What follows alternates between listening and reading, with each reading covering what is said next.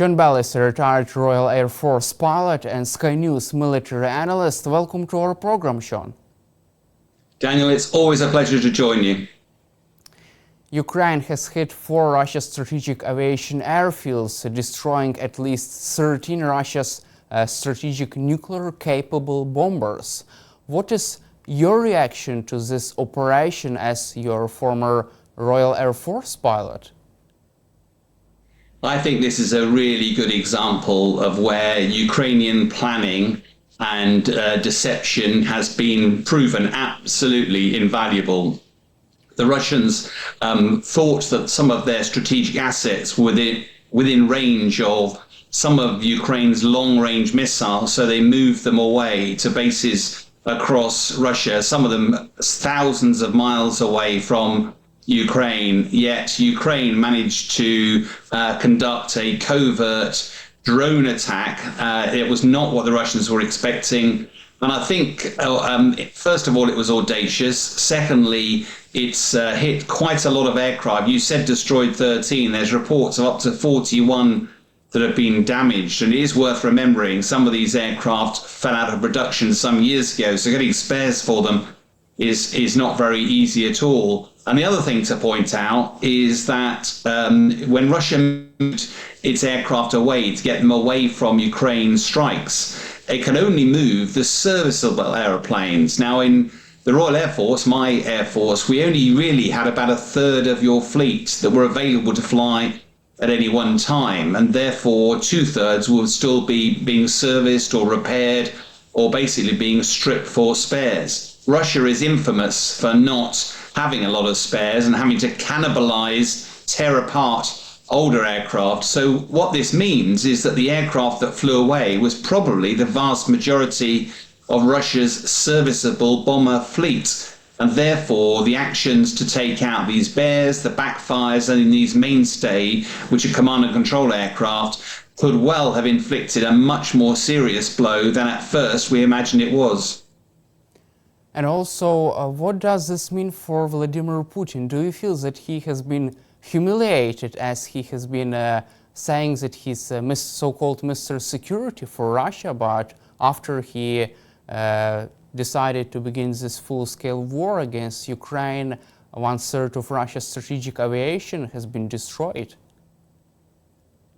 I have no doubt that President Putin will be embarrassed and will be very frustrated and angry that so many of these aircraft were destroyed, because it isn't just about the war in Ukraine. These aircraft are also part of Russia's strategic force to power around the world.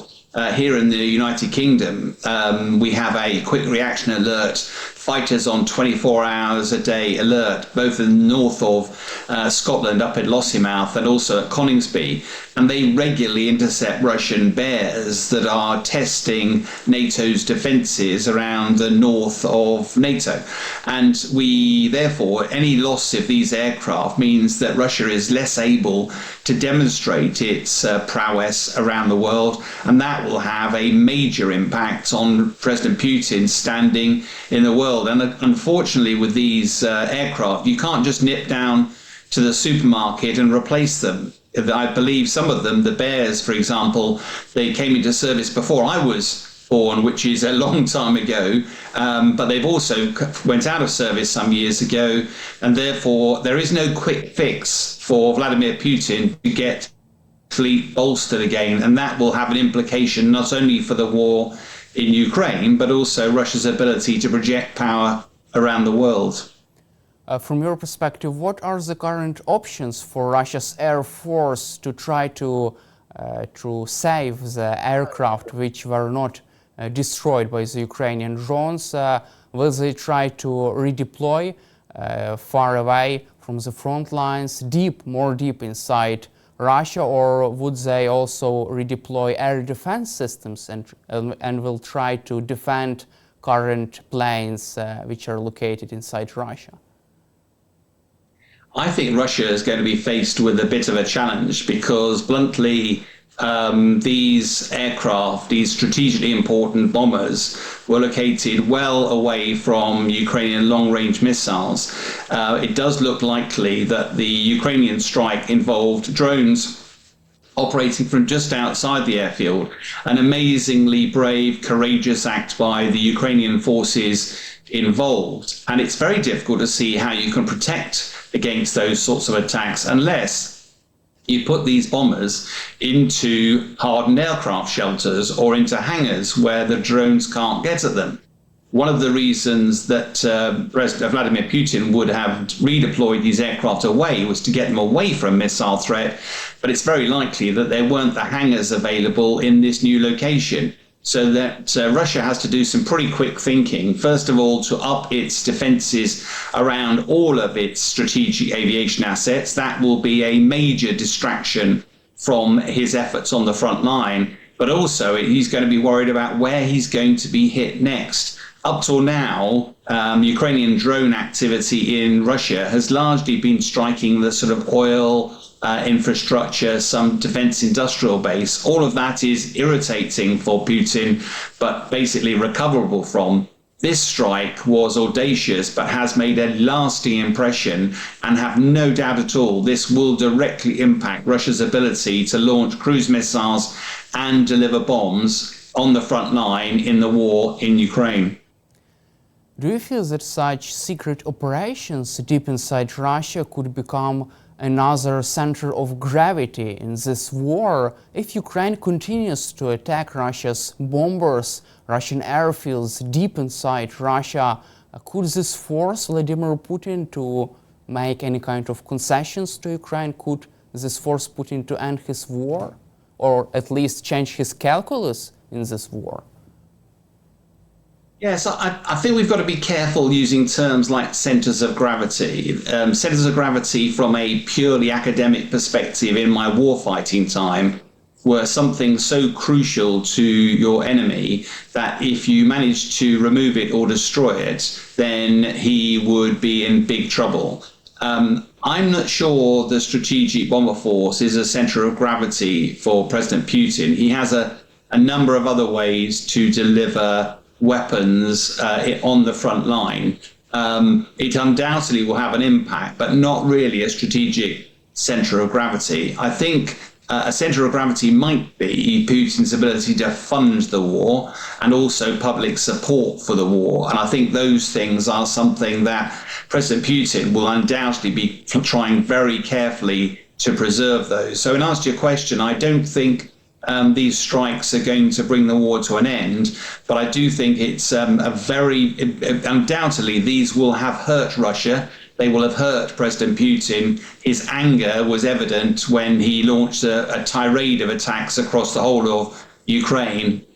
Whilst that was damaging, it wasn't actually furthering his war aims at all, but was largely an act of anger and frustration at Ukraine's success.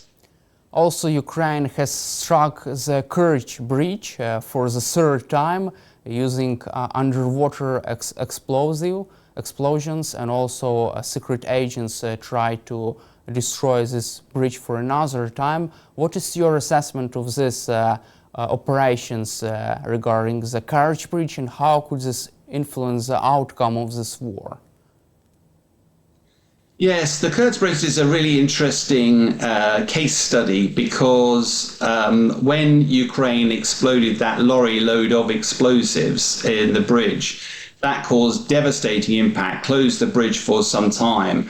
But of course, so at that moment, it was tactically a very important strike.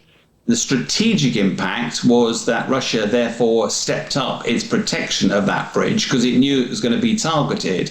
And now it's proving a lot more difficult for Ukraine to strike the bridge. It is a vital arterial link between Russia and Crimea, and therefore also a quite legitimate target. But the most recent attacks, which were sort of underwater on one of the main supports for the bridge, don't appear to have been effective at taking down the bridge. They were undoubtedly a surprise for Russia.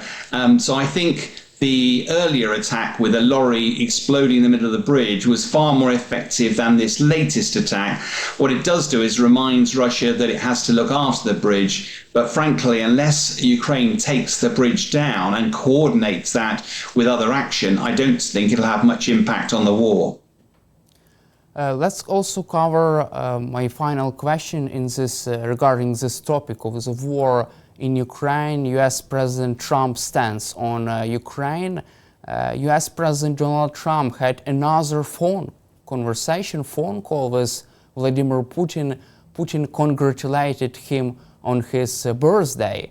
How can you assess this endless phone calls between Trump and Putin without any kind of significant result? Do you feel that Trump has been played by Vladimir Putin for so many weeks, and do you expect any kind of sanctions against Russia from the US government? I've a lot of time on media. I've been asked this question, and I've spoken to a lot of my American colleagues, particularly former military colleagues. Their perspective on this is that most political leaders operate with a sort of core intent. What is their belief system? And he said it's pretty clear that President Trump wants to see an end to the war. He hates the dying. He wants to find a way to end the war. And of course, his natural default setting is to negotiate. And therefore, you can only negotiate if you find a way of sitting around the table. So what he's trying to do is create a set of circumstances where he and President Putin can sit around the table and come to some sort of agreement. Where, as a former military guy, it's pretty clear is that you can only stop these conflicts with either a carrot or a stick. In other words, you either incentivize President Putin that he realizes that it's much greater benefit in stopping the war than it is continuing it, and to date, it feels very unlikely that there's anything that anybody can offer that will stop him fighting this war. The question is what his final objectives are. So then you go back to Trump and say, well, okay, if he won't accept a carrot, what is the stick option? How can you force President Putin to the table? For example, if America was to put a 50% sanction on any country buying Russian oil, whether it's via India or whoever, that almost certainly would drop the demand for Russian oil very quickly and dry up Russia's ability to fund the war. But so far, we've not seen America have an appetite for that, because President Putin keeps telling Trump that he's definitely up for peace. It's just a matter of timing, and it's Ukraine's fault.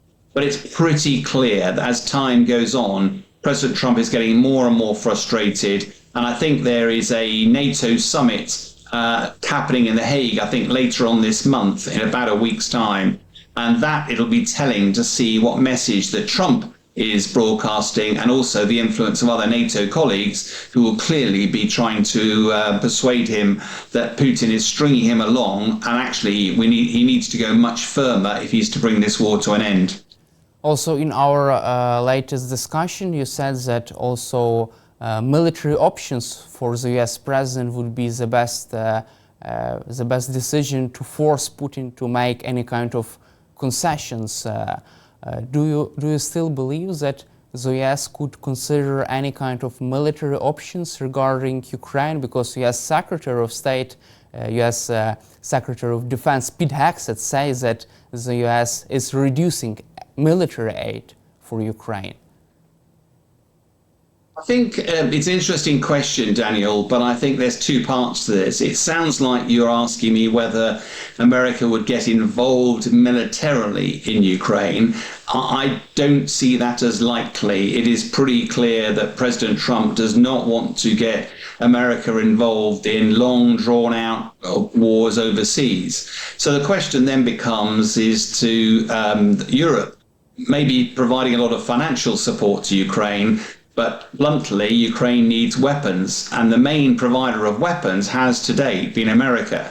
And therefore, if America was to slow down the supply of weapons or even walk away, it will be very difficult for Europe to step up. And I think that's where the main focus from European allies will be is just reminding Trump that actually without weapons, Ukraine will be more vulnerable. A more vulnerable Ukraine is a more vulnerable Europe, and therefore President Putin will probably feel emboldened. That's a more dangerous world. That's not a world in which President Trump wants to be involved in. And therefore, what can America do to step up its military support to Ukraine and provide Ukraine with the weapons it needs to prevail? But let's be clear here, because I've got to be quite careful as a military guy. You and I have talked over the last months and years. I understand fully why Ukraine would want to reclaim all of its land and Crimea. But I think there's a view in America, particularly with Donald Trump, that actually the days of that ambition are over, not at least for now. And therefore, Trump does not want to be perpetuating a war. He wants to force both sides to come to an agreement, which would probably include ceding some territory. That's a very uncomfortable position for not only Ukraine to be, but also the whole of Europe. Because if you reward President Putin for his actions, for his aggressive action, where does that lead?